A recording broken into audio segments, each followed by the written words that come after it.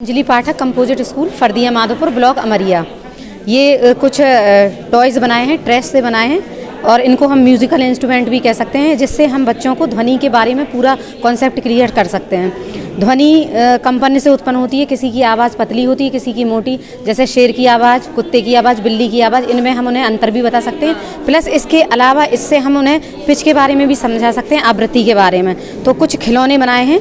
तो सबसे पहले ध्वनि कंपन से उत्पन्न होती है, उसके लिए एक कागज़ से एक सीटी बनाई हुई है। तो ये सीटियाँ भी हम कई प्रकार से बना सकते हैं, पतले कागज़ की, मोटे कागज़ की और मोटे कागज़ की। तो एक पड़े हुए कार्ड से बनाई है। इसको दोनों तरफ से हम बजा सकते हैं। जब यहाँ से बजाएंगे तो अंदर की तरफ सांस खींचनी है, जब यहाँ से बजाएंगे तो यहाँ से फूंकना है हमें। तो इससे बच्चों को हम ये समझा सकते हैं कि ये फ्लैप यहाँ टकरा रहा है तो कंपन उत्पन्न हो रहा है, इससे ध्वनि हो रही है।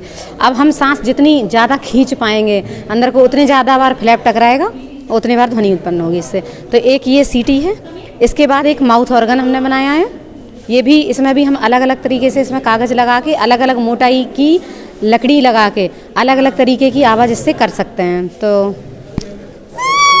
पतली आवाज़ है,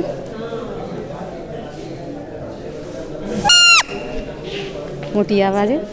अब एक फ्लूट बनाई है, बांसुरी, जो थोड़ी सी बेसुरी है लेकिन बज रही है।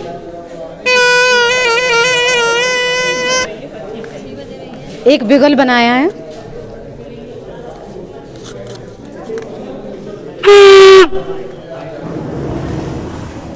एक ट्रम्पेट बनाया है। ये इसमें एक्सरे जो होते हैं, एक्सरे को काट के उसका प्लास्टिक लगा के थोड़ा सा। इसके अलावा ये बनाया था, इसका थोड़ा सा हो गया, बिगड़ गया ही।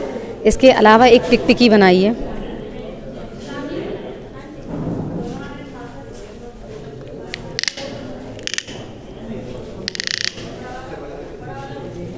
एक एम्पलीफायर बनाया है। जैसे ये सिलिंकी हमारे यहाँ मिल जाती है विज्ञान की किट में, इससे हम बच्चों को सिखाते हैं तरंगों के बारे में। अब इसमें हमें कंपन ऐसे महसूस, मतलब दिख रहे हैं कि हाँ हो रहा है, लेकिन आवाज़ नहीं आ रही। इसको यूज़ करके मैंने एक एम्पलीफायर बनाया है।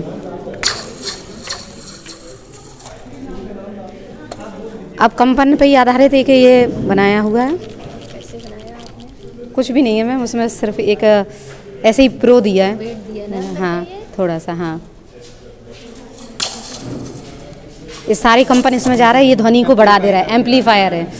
और एक ये बनाया है, ये रेजोनेंस, इससे हम सिखा सकते हैं बच्चों को कि यहाँ के कंपन यहाँ चले जा रहे हैं। और ये चक्री भी वो इंद्रधनुष का रंग दिखा रही है हमें कि एक वर्ण, मतलब 7 कलर में हो गए, एक जब हम इसको घुमाएंगे तो एक ही कलर में हो जाएगा ये सारा।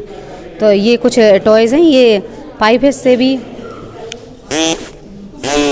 अगर हम इसको काटेंगे तो और पतली, उससे पतली, उससे पतली, उससे पतली। इससे हम बच्चों को बता सकते हैं कि शेर की आवाज़, मतलब जितने कंपन ज़्यादा होंगे उतनी आवाज़ पतली होगी, और जैसे बिल्ली की आवाज़ पतली, उसका पिच ज़्यादा होता है। तो थैंक यू।